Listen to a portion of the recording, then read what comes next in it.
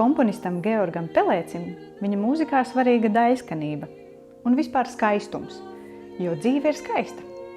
Un viņa oriģināla mūzikā satiksies Rīgas saksofonu kvartets un dziedātāja Terēze Gretere.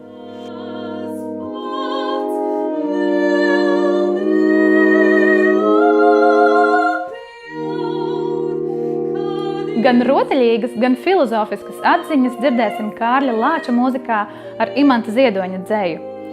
Ir tādi cilvēki, tu atnāci pie manis jau otrām lādzēm un bez mīlestības nedzīvojiet.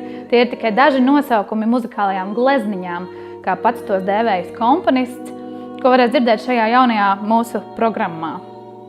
Koncertā dzirdēsim arī Filipa Glāsa saksofonu kvartetu 4 daļās.